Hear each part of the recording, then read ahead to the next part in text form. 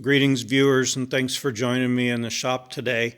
I got the T100 in the picture here because several people have asked me, hey, keep seeing that T100 in the background, what's the story? Well, I got this truck when I had that 94 pickup with the 3.0 blowed up. I was going to do the 3.4 swap. I got this truck just for that 3.4 swap. I needed the 3.4 harness ECU for a 5-speed transmission. So I wasn't really too concerned about this truck at that time. I just wanted it for those parts. And then somebody came along who wanted that 94 project way more than me. They said they were going to come back for this truck and never did. But what I made off of that 94 truck more than covered the cost I had in this for the parts. So I finally thought I would give it an assessment and see, since I didn't really give it much of an assessment when I got it. It barely ran and hardly got it up on the trailer. That just turned out to be the mass airflow sensor was filthy. I had one here, so I just put a new one in. It runs really well now. The guy I got it off of, I just put a new battery in it. The timing set had been done recent. That's my old-fashioned TEQ oil cap. I put that on there just to kind of personalize it a little bit. Same with the old school Toyota power steering cap. I've got some of those. They fit on this engine. I like it, a little old school touch. But anyway, after going over this thing, it's got a couple little rust holes in the frame. No big deal. I've never been afraid to fix rust in the frame. It's got some rust in the body, in the rockers, but all the rest of the body is really solid. Underneath, the floors are really solid. This truck's just right at 200,000 miles. The interior's really nice. Carpets could stand a cleaning, but otherwise, interior's really nice.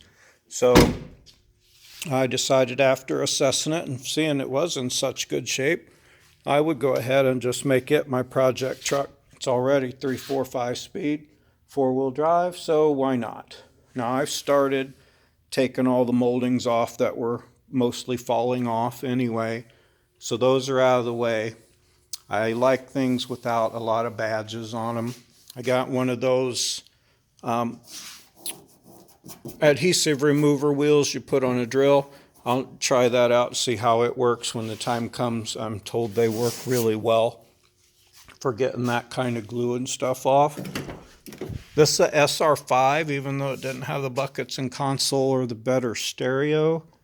It's got the power windows, the power mirrors, the air tilt cruise, the full gauge package.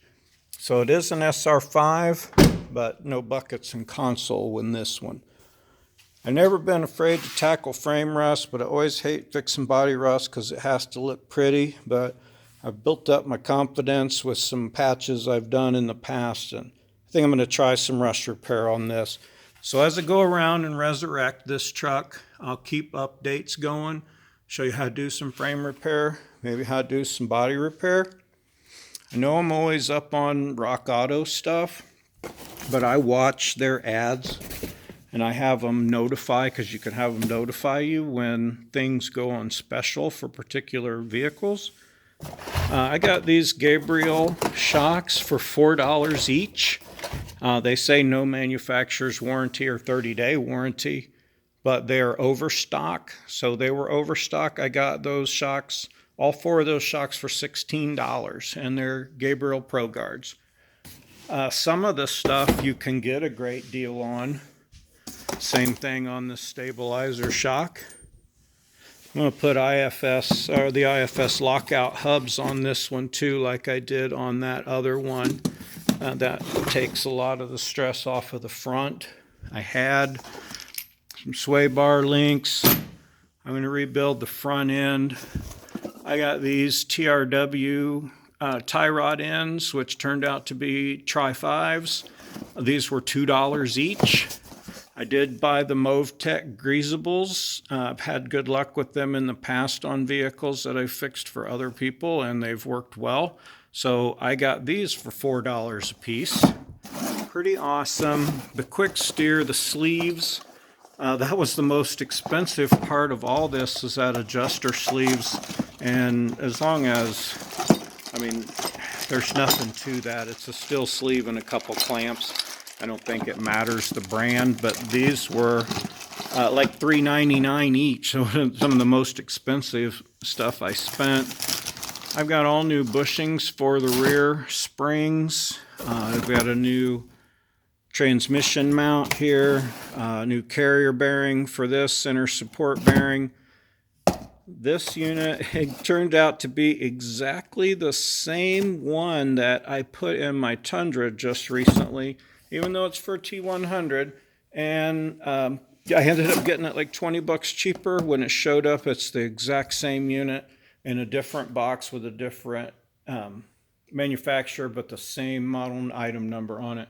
Kind of bizarre, but that's what you get sometimes at Rock Auto. You buy a part and it comes as a different part. But I shopped around, I looked. These parts, like I say, I've had good luck with these in the past, so I'm not afraid. It'll be a little test to see how everything turns out, I guess. But anyway, use Rock Auto and use their service where they'll notify you when parts for certain vehicles go on sale. And it's a good way to get really cheap parts. Because like I said, I got nothing in this truck basically. I put these wheels and tires on just because they weren't dry rotted. I only have 3 of them. That's why it's got the spare on over here. But it's fortunately the same size, so it works. I'm going to rebuild the front end on this, do a little body work, try and spruce this thing up, get it going again. Stick around if you'd like to see the T100 project. Oh, excuse me. I have had it out and running and put about 20 miles on it. It's not overheating or running funky.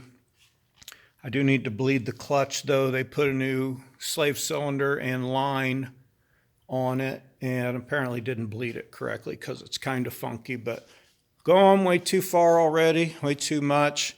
But the answer to the question, what am I going to do with the T100?